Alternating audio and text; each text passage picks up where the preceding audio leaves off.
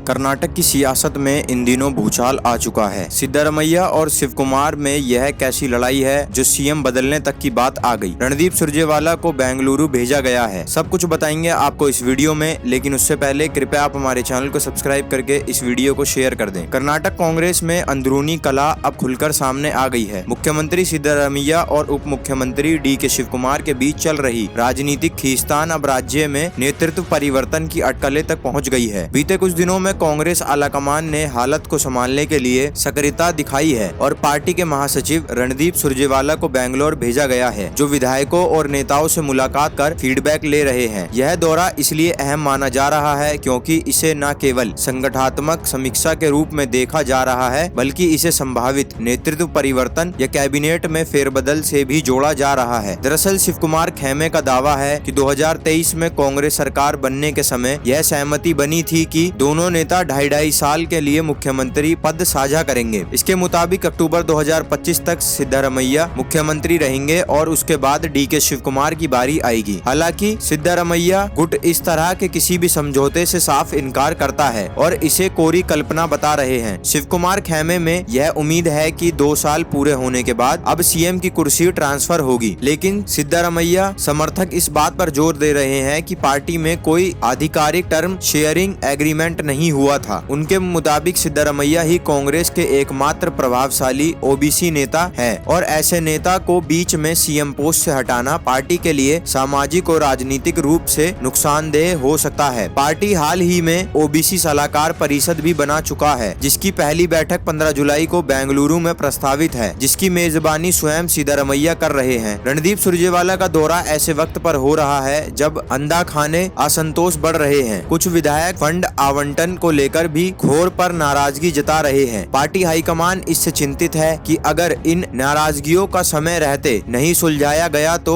इसका असर संगठन और सरकार दोनों पर पड़ सकता है। इधर पार्टी अध्यक्ष मल्लिकार्जुन खड़गे ने हालांकि सीधे तौर पर कोई बदलाव की घोषणा नहीं की है, लेकिन उन्होंने जो बयान दिया है वह कई तरह की अटकलों को जन्म दे रहा है। इस बयान को दोनों खेमे में अपने अपने तरीके से देखा जा रहा है। शिवकुमार समर्थक इसे संभावनाओं का संकेत मान रहे हैं, तो वहीं सिद्धारमैया खेमे के इसमें कोई बदलाव की ठोस बात नजर नहीं आती। सुरजेवाला ये टोटल रहे हैं कि विधायकों का क्या मन है। हालांकि सुरजेवाला ने मीडिया से ये कहा है कि यह एक नियमित संगठनात्मक समीक्षा है, लेकिन उन्होंने खुद यह स्वीकार किया है कि वह हर विधायक से अलग अलग मिलकर उनकी बात सुन रहे हैं, चाहे सरकार की 5 गारंटी योजना की प्रगति हो या फिर विकास कार्यों की समीक्षा हो या फिर संगठन की मजबूती की बात हो। इन सभी विषयों पर वह विधायक का मन टटोल रहे हैं। इन मुलाकातों का पार्टी के भीतर संभावित फेरबदल की जमीनी तैयारी करने के रूप में देखी जा रही है। इन अटकलों को और हवा तब मिली जब सिद्धारमैया के करीबी माने जाने वाले सहकारिता मंत्री के.एन. राजना ने भी कहा कि सितंबर के बाद राजनीतिक रूप से क्रांतिकारी घटनाएं हो सकती हैं। उन्होंने यह भी कहा है कि लोक निर्माण मंत्री सतीश जार की होली को प्रदेश अध्यक्ष बनाया जा सकता है। यदि ऐसा हुआ तो इसका सीधा मतलब शिवकुमार को राज्य अध्यक्ष पद से हटाना होगा, जिससे उनको राजनीतिक प्रभाव पर सीधा चोट पहुंचेगी। कर्नाटक कांग्रेस इस वक्त 2 स्पष्ट गुटों में बटी हुई है, एक जो सिद्धारमैया को मुख्यमंत्री बनाए रखने के पक्ष में है और दूसरा जो शिवकुमार को मौका दिए जाने की मांग कर रहे हैं। दोनों ही नेताओं की अपनी अपनी ताकत है। एक तरफ सामाजिक समीकरणों में सिद्धारमैया की पकड़ है, तो दूसरी तरफ पार्टी संगठन और फंडिंग में शिवकुमार का वर्चस्व है। इस लड़ाई का सबसे बड़ा असर 2024 के लोकसभा चुनाव में पार्टी को उठाना पड़ा था, जब अपेक्षित प्रदर्शन नहीं हो पाया। अब जब बीएससी चुनाव जैसी अहम